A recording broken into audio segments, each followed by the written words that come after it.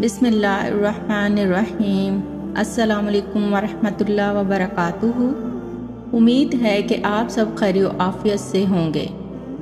آج کی اس ویڈیو میں ہم ایک نہایت ہی خاص وظیفہ بیان کریں گے جو کہ آپ کی زندگی کے مسائل کو اللہ کے فضل سے حل کر سکتا ہے۔ یہ وظیفہ سورہ کوثر کا ہے جو قرآن کی سب سے چھوٹی مگر بے حد برکتوں والی سورت ہے۔ اللہ تعالیٰ نے ہمیں قرآن پاک جیسی عظیم کتاب عطا فرمائی ہے جس میں ہر مشکل کا حل اور ہر سوال کا جواب موجود ہے۔ قرآن کی ہر سورت اور ہر آیت اپنے اندر ایک الگ فضیلت اور برکت رکھتی ہے۔ سورہ کوثر کا نزول اس وقت ہوا جب اللہ کے نبی صلی اللہ علیہ وآلہ وسلم کو ان کے دشمنوں نے پریشان کرنے کی کوشش کی، مگر اللہ نے اس سورت کے ذریعے نبی کریم صلی اللہ علیہ وآلہ وسلم کو عظیم انعامات اور بشارتیں دی۔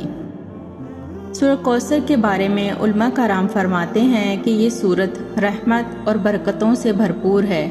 اس کا ایک بار پڑھنا بھی اللہ کی طرف سے انعام ہے، اور اگر اسے ایک مخصوص انداز میں حاجت کی نیت سے پڑھا جائے تو یہ ہماری زندگی کے مسائل کو حل کرنے کا باعث بن سکتا ہے۔ ہمارے بڑے بزرگوں اور اولیاء کرام نے اس سورت کو خاص مواقع پر پڑھا ہے اور اللہ نے ان کی دعاؤں کو قبول فرمایا۔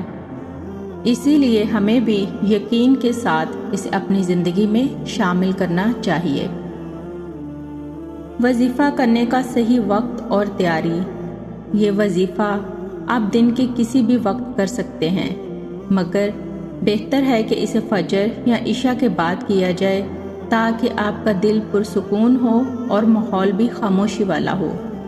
سب سے پہلے اپنے گھر یا کمرے کو اچھی طرح پاک صاف کر لیں۔ یہ کوشش کریں کہ باوضو ہوں، کیونکہ وضو کی حالت میں اللہ کا ذکر اور قرآن کی تلاوت مزید مؤثر ہوتی ہے۔ وظیفے کا طریقہ۔ سورہ کوثر کی تعداد۔ آپ کو ایک تسبیح پر سورہ کوثر 129 مرتبہ پڑھنی ہے۔ 129 کا عدد اس وظیفہ میں خاص اہمیت رکھتا ہے کیونکہ یہ بزرگوں سے آزمودہ ہے۔ جب آپ سورہ کوثر کا ورد شروع کریں تو دل میں پختہ یقین رکھیں کہ اللہ ہی ہر مسئلے کا حل نکالنے والا ہے اور اسی کی طرف سے حاجت پوری ہوگی۔ نیت دل کی حالت کا نام ہے اور اللہ نیتوں کو خوب جانتا ہے۔ 129 مرتبہ سورہ کوثر پڑھنے کے بعد اللہ کے حضور دعا مانگیں۔ اس وقت میں دل سے اللہ سے اپنے مسائل بیان کریں اور اپنی حاجت کے لیے دعا کریں۔ دعا کے وقت دل کو عاجزی اور اللہ کے سامنے جھکائے رکھیں، کیونکہ عاجزی سے مانگی گئی دعا اللہ کے عرش کو ہلا دیتی ہے۔ یہ یاد رکھیں کہ اس وظیفہ کی اصل قوت آپ کا یقین ہے۔ اگر آپ پورے خلوص اور یقین سے اللہ سے مدد مانگیں گے تو انشاءاللہ ضرور آپ کی مدد فرمائے گا۔ آپ کا دل اللہ کی یاد اور ذکر سے صاف ہونا چاہیے اور وظیفہ کے دوران غیر ضروری باتوں سے پرہیز کریں۔ کوشش کریں کہ پورے اخلاص اور یکسوئی کے ساتھ اس وظیفے کو انجام دیں۔ جب بھی انسان نیک عمل کرنے کی کوشش کرتا ہے تو شیطان اسے مختلف وسوسوں میں مبتلا کرنے کی کوشش کرتا ہے۔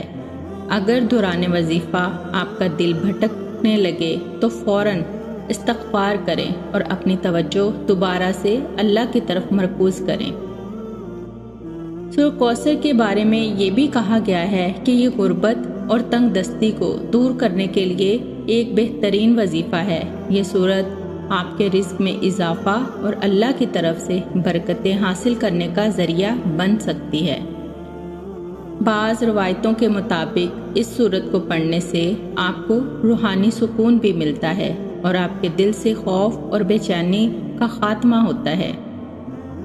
یہ بات یاد رکھیں کہ اللہ کے کاموں میں جلد بازی نہیں ہوتی، مگر یہ وظیفہ بہت ہی مختصر وقت میں اثر دکھا سکتا ہے، لیکن اس کے نتائج کے لیے اللہ کی مرضی اور وقت کا انتظار کریں۔ اس وظیفے کو مکمل کر کے خود کو اللہ کے سپرد کر دیں اور مکمل بھروسہ رکھیں کہ وہی آپ کی حاجات پوری کرنے والا ہے۔ دعا ہے کہ اللہ ہم سب کو اپنی پناہ میں رکھے اور ہماری دعاؤں کو قبول فرمائے۔ یہ ایک آزمودہ اور مجرب وظیفہ ہے جو صرف خلوص اور یقین کے ساتھ کرنے پر اثر دکھاتا ہے۔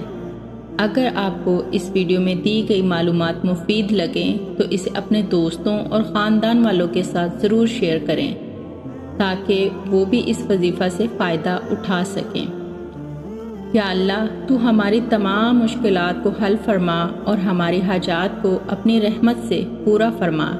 اے رب العزت، ہمیں ہر شیطانی وسوسے اور برائی سے محفوظ فرما اور ہمارے دلوں کو سکون اور اطمینان عطا فرما۔ آمین۔ اللہ ہم سب پر اپنی رحمتوں کا نزول فرمائے۔ خدا حافظ۔